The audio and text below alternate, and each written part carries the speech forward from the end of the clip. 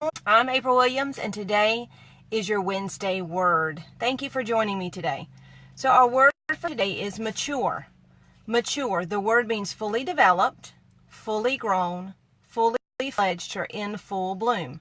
It comes from the Latin word meaning maturus, meaning timely or ripe. In the 1600s, the word came to mean a person having fully developed powers of body and mind with the sense of being older than usual.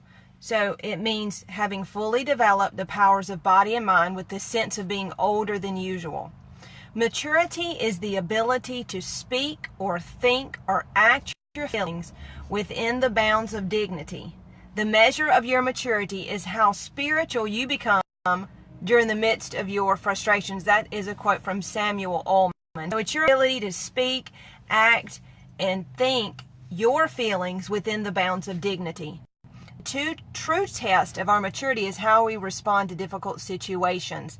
So will I have a good attitude in the midst of a bad day? How do I respond to frustrations? That's a true test or indicator of my maturity.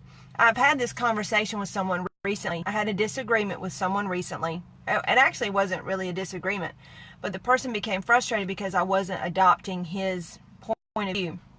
And he just began cursing and insult. And I said, listen, you have to approach a conflict without just throwing out insults and cursing. Can we disagree with other people without accusing or calling names or cursing?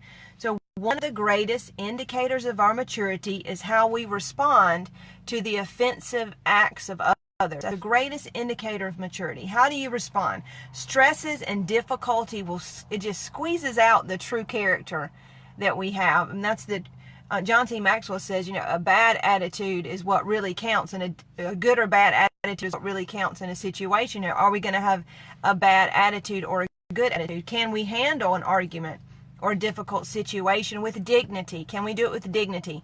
So how do we handle frustrations and roadblocks? We can choose to deal with the situation maturely, and we can influence the outcome of our circumstance. We can spend our time whining and complaining, or we can spend that time finding a solution. We can spend that energy finding a solution. We have to be proactive, and we have to be flexible.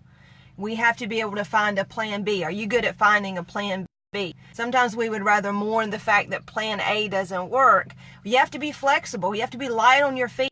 It reminds me of when a boxer, even when you start to work out, you'll do a boxer shuffle to warm up. Well, a boxer is light on his feet. So if somebody throws a jab to the right, he can duck to the left and avoid those blows. How do you avoid the blows of life? Be flexible. Todd and I, my husband, we run.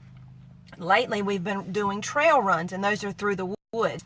And I've learned that when you're doing a trail run, I have a tendency to put my weight on my heels when I run, but when you do a trail run, you can't do that. I've had to shift my weight almost to my tiptoes so that if I encounter a rock or a hole or a tree that's fallen over the path, I can be versatile and easily jump from one side to the other, or I can avoid tripping and falling. You have to be light on your feet so that when you encounter these roadblocks, you can be flexible and you can avoid, just like a boxer, avoid the blows of life. Be light on your feet. So that's a part of maturity, is being able to navigate the tumultuous waters of frustrations and the offenses of others.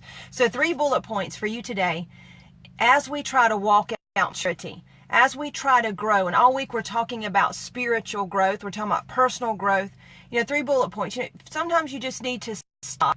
Just stop. In a frustrating situation, when I had this person in my vehicle who was just insulting and cursing me, I just had to stop and say, listen, we're going to have to talk about this in a mature way, or you're going to have to get out of my FJ. Stop. Just stop. Take control of the situation. I could have responded with cursing and insults back. I could have started yelling and screaming. But that's not how to handle a difficult conversation with dignity. So just stop. Number 2, gain perspective. And number 3, respond. Don't react. Respond. So stop, gain perspective, and respond. Respond. Be light on your feet. Be versatile. Be able to adapt to a plan B.